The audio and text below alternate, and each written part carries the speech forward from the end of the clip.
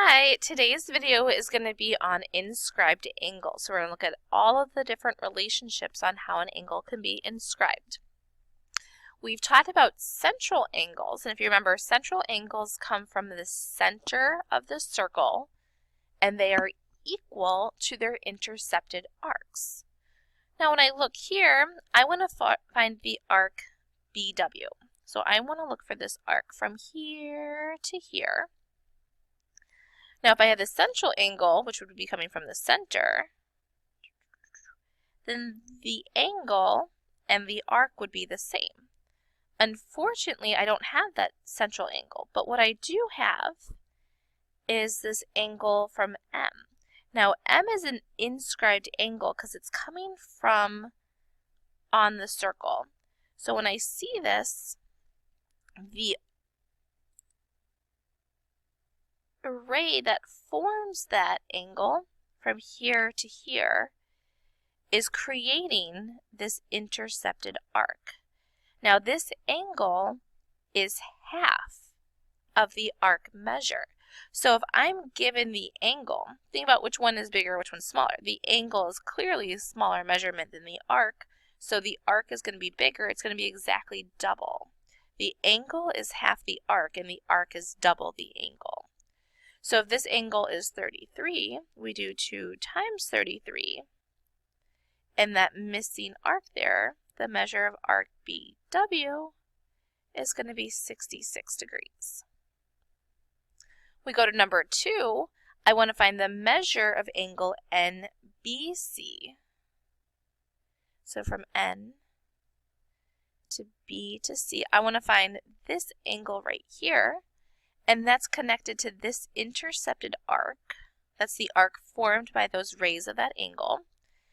This time I'm going from the arc to the angle, so I'm getting smaller. They are related. It is exactly half. So I take 63, I cut it in half, and we find the measure of angle NBC is 31.5 degrees. So the angle is half the arc. Just depends on what you're given. If you're given the angle, double it to find the arc. If you have the arc, cut it in half to find the angle. So we're going to apply this. Got a lot of stuff going on here. We pay attention to the fact that we are given the center of the circle is at E. That's really important because that center is going to tell us how our circle is related. And let's look at our inscribed angles. I see that this angle right here is 20. I follow those rays up to find that intercepted arc. So when I draw that ray and that ray, here's my intercepted arc. Remember, the arc is bigger than the angle, so I'm going to double the 20 to get to 40. And then when I look on the other side, here's the 40-degree angle. I look at the rays that create that angle to find its intercepted arc. And the intercepted arc, remember, is going to be double. It's bigger than the angle. So if this is 40, that means that this arc is 80. Now in this particular question, I want to find the measure of arc ABC. Remember, I see 3 letters. If I see 3 letters, I know it's going to be a major arc, which means it's more than half the circle. I have to hit those letters in that order. So from A, I want to find hitting B next and C last. So I'm trying to find this green arc. Now the good thing is I know that this part is 80. I found that from the inscribed angle. But this section is unknown. So I need to find out what this part of the arc is. If you remember earlier in a video, I said we often forget to use this idea when solving for angles. And that is from the center of the circle, I see a diameter here. BD, that chord BD, is actually a diameter because it's cutting my circle in half. And we know that half the circle is 180. So this entire half is 180. This section is 40. So if I do 180 minus 40, I can find that this part of the arc is going to be 140. So that major arc from A to B, AB is 140, and then BC plus 80 is going to give us 220.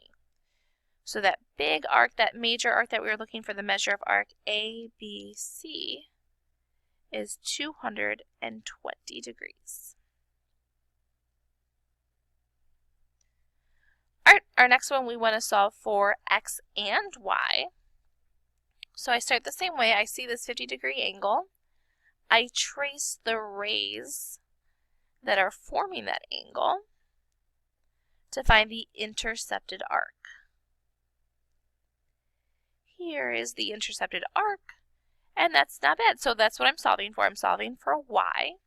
So if this angle here is 50, the arc is twice as big. So I do 2 times 50 to find that this is going to be 100. So the first thing we just found, y is equal to 100 degrees, which is awesome. So now I want to find x. So I see that x is pointing to an angle measure. I look at the rays that create that angle measure, and I look at its intercepted arc. Do you notice something? Those two different angles are intercepting the same exact arc. So I have two different angles coming from two different spots, but the same intercepted arcs. They both are inscribed angles because they are both coming from on the circle. So here's another thought for you. If two angles, two inscribed angles, have the same intercepted arc, then those angles are going to be congruent. For the same thing, like if I know that this is 100 degrees, the angle is going to be half that, which is going to be 50. And we see that these two angles are going to be the same. So I know that 5x minus 30 is equal to 50. We add the 30 over. 5x is equal to 80. We divide by 5, and we find that x is going to be equal to 16.